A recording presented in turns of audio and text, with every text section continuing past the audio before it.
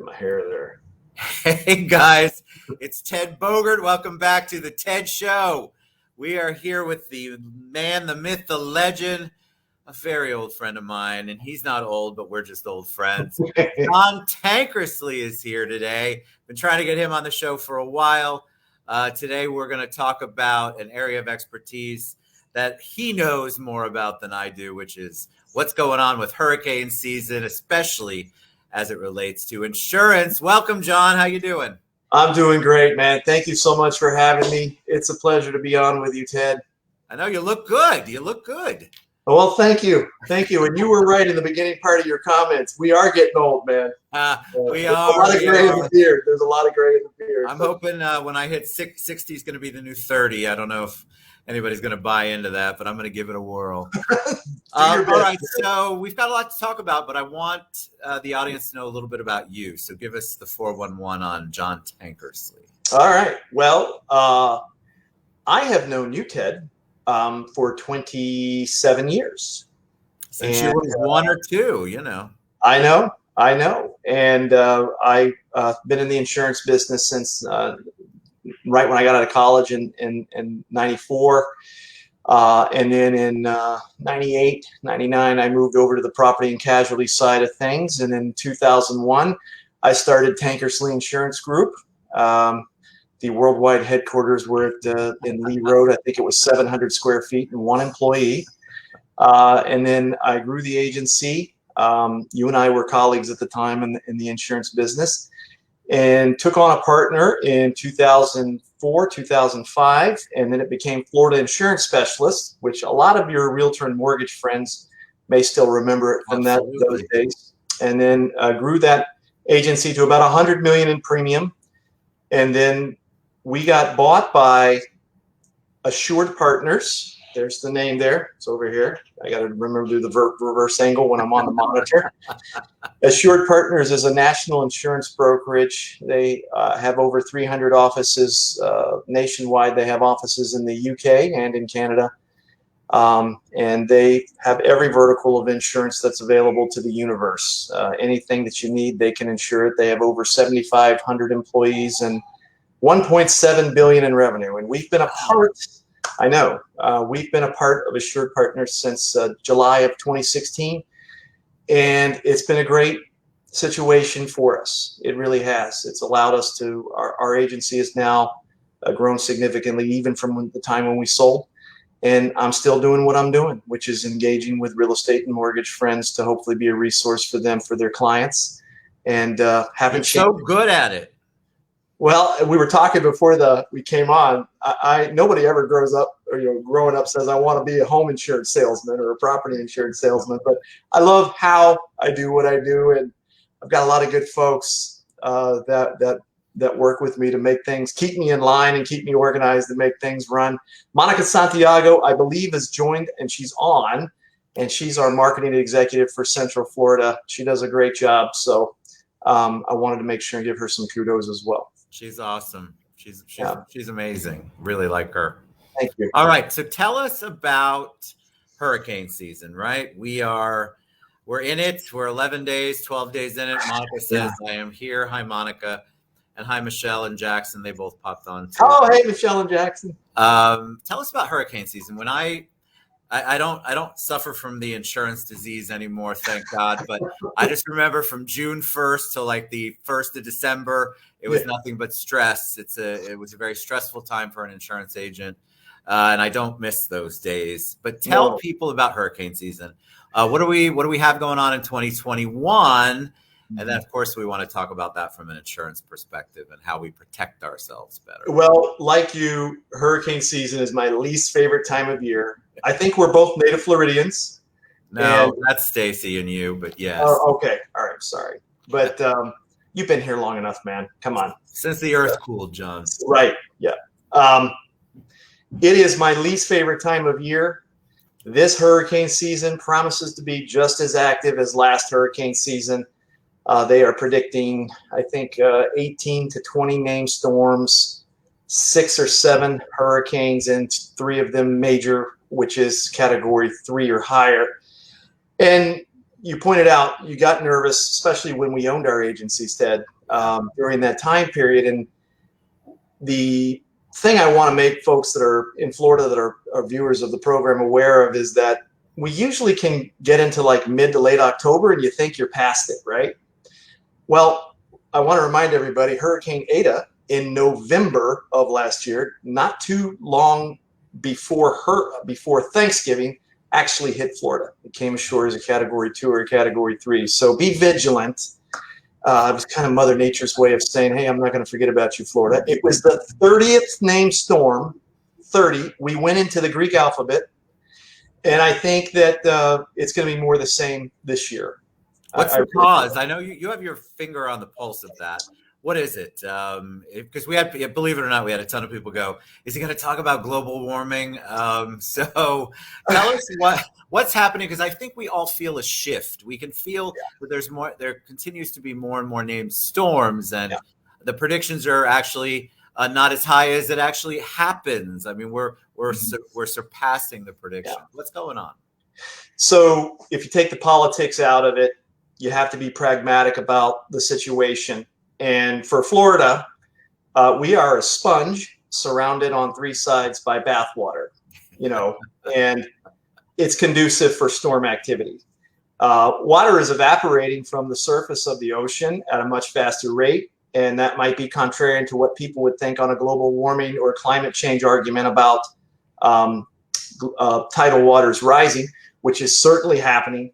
But the reality is, I won't do the whole thing where I used to do the horseshoe thing, the horseshoe current. You remember those days Yes, when I draw it and everybody would be. The reality is that the water, particularly in the Atlantic, the cooler streams or currents, they don't go as far south as they used to. And also the water gets warmer faster. Typically, mid to late May is when you would see a significant water temp change. You're starting to see that in April now. And on the Gulf side, it's kind of like a pinball machine. You've got us and Louisiana and Texas, and the storms there can crop up so much faster and escalate into a major storm very quickly. And it's going to hit one of three places, Louisiana, Mississippi, Florida, or Texas. And the water over there is actually warmer than the water in the Atlantic. So the surface temp is higher. The water evaporation is faster, which allows the sunlight to get deeper into the ocean, which keeps the currents that flow south from being as cool as they once were. That's interesting. It's a mess. Well, it's like almost like the perfect storm, although you hate Glad to cheer up all your viewers. Thank you for the cheery news, John. So what can we do? No, it's good. It's important for us to understand, regardless of where your politics are, there's a change, and you'd be silly to discount the fact that this is definitely on the increase. Absolutely. During this cycle of whatever we're going through. Tell them what we can do. Give us some tips or some first, second, third things we can do to protect ourselves. What do we need to do? What do we need to know about our homeowners policy? What should we be looking for to make sure we have the coverage that we're supposed to have? Well, I think and those are great points. And I think the thing that all Floridians that are homeowners and folks that are renting that have renter's insurance, what you owe yourself is about this time of year. You're not too late, because it really doesn't start getting more active until late July, early August into September. That's also happening faster. Call your agent, call your insurance agent, and you want to ask them three things. The first is my policy in effect?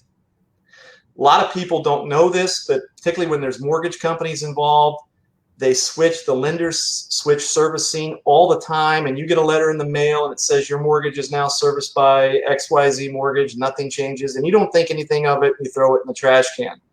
What happens in some cases is the new lender that's servicing your loan doesn't pay your home insurance policy. They forget to, it gets overlooked. They call it hazard insurance. Yes. So the first thing that you should do as a homeowner, call your agent, ask them, is my policy paid and in effect? If it's not, you can call your local agent or tell your local agent, get me a policy, and alert your mortgage company that you're going to provide proof of new insurance. The second thing that I would advise folks to do is check what your hurricane deductible is. What a lot of people may not know, particularly for our friends who have just moved to Florida and they may just be encountering their first or second hurricane season. They're coming from Ohio and Pennsylvania and New York and New Jersey and California, particularly now more than ever. They've never bought insurance in Florida and they think that their deductible is $500 or $250 or $1,000. It's not. It's not. Okay. So all property insurance policies have a separate hurricane or wind deductible. It's typical in Florida for it to be about 2% of what your coverage amount is. And that's something that also gets confused by our new homeowners in Florida. It's not 2% of the damage amount, it's 2% of the coverage. So what I would say is there's a hurricane that strikes in August and there's $100,000 of damage done to your home. You're insured for $200,000 on your home. I'm using very round numbers here so the math can be easy. What is your deductible if you have a 2% hurricane deductible? This is a trivia question I throw out in my CE classes I teach. Ted, you should know this, but I won't put you on the spot. No, I think I do. It would be if I heard you right, 2% of the 200,000. $4,000. Yeah. That's right. A lot of people don't make that connection. They think it's 2% of the damage, which is $2,000. It's 2% of your coverage amount. And the typical deductible in Florida is 2%. For some of our friends in South Florida, and some of the larger homes, it can be as high as 5%. There are very few 10% around in the state anymore, but know what your hurricane deductible is so you know what your maximum out of pocket is as a homeowner should a hurricane damage your home. The last thing I would advise is consider purchasing flood insurance if you don't already have it. And the reason why is people will say, well, it's a hurricane that damages my home. It's the storms that cause the wind damage, which causes the damage to my home. Why do I need flood insurance? You have to look back historically, and I always draw the line back to Hurricane Katrina. Everybody remembers that was such a horrible tragedy. It was so awful for our friends in Louisiana. And there was people that did not get their claims paid because there was a discernment between, was it wind-driven rain or was it bodies of water rising from the outside? And the best way to cover yourself in the event of a storm that happens and then there's flooding that occurs afterwards or during is to purchase flood insurance. And what most people do not know, if you're not required to have flood insurance by your mortgage company because you're in a special risk flood zone, most people live in a preferred risk flood zone. And for as little as $200 or $300 a year, they can purchase flood insurance. And there is a 30-day wait. There's a 30-day wait. So if you get it now in June, it'll be in effect in July. And when the heart of hurricane season comes, you won't be wondering, am I covered or am I not covered? It is not something that you can call up the day before the storm and say, hey, I want insurance now. But there's a 30-day wait on that. It's so good to talk about that because I think people still to this day think flood insurance is covered under their homeowner's policy. Sure. That they don't understand that just because maybe they closed on their home with flood insurance, that was more of an immediate policy. When you're going back in and buying it after the closing transaction, it's 30 days, right? Yeah. At closing, you can get it if you close right away. But Michelle just said, 30-day wait is super important. It's important because a lot of times people are reaching out when they see something on the news and the storm's 15 days away, quote unquote, they're freaking out. You still got to do the 30-day wait. Yep, you do. And specific to one other thing, if I may add, for the real estate and mortgage market, right now, if you are a real estate professional, a mortgage professional, or a title agent, anybody that's involved in a real estate transaction, you need to be leery of the fact that right now during hurricane season, when all the carriers that I represent or Assured Partners represent, and there's about 30 or 35 of them that are still writing property insurance in Florida, when a storm gets in the quote unquote storm box, all of those companies stop writing policies until the storm passes, which is usually 24 to 48 hours before they lift restrictions on us as agents being able to sell a policy. So if you're out trying to purchase a home this summer in Florida, be as early as possible on securing insurance, because you don't want to wait till the last week of closing and then there's a storm out there that's not even going to affect Orlando, but all the insurance companies stop writing policies and you can't close because you can't buy insurance. It's so important during, especially this time of year. Any closings, I feel like from June 1st on, you really need to have your ducks in a row many, many days or weeks prior to. It's just so critical. But I think it gets to the, we've gotten sort of lackadaisical about implementing that. So I'm glad you brought that up. Speaking of realtors, you and I have an event coming up where you are giving, they're going to earn 2 hours of CE. That's correct. Tell them a little bit about that.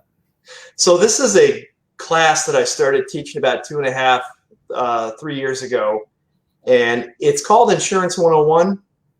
And just the name of that, elements of construction that affect property insurance, it gets you very excited, doesn't it, Ted? It gets me so excited. You're riveted. You're riveted. You're tied to this thing, right? So, the first line of the class is "Call me Ishmael." That's how long it is, gang. It's 6 hours. No, I'm just kidding. I'm kidding. So this is a neat class. It is the one that is most popular right now because of the current property insurance market conditions in Florida. It's really a nuts and bolts field approach that real estate professionals run into in the field that'll absolutely drive them nuts on polybutylene plumbing, aluminum wiring, Federal Pacific electric panels, older homes and older roofs. This is huge now, huge. And it's a guide to a real estate professional on how to keep insurance from screwing up their closing. That's about as, That's it, right? Because we need to know that. I think even experienced people are running into, because of the way the insurance market has changed so much. I mean, I've been talking a lot with people.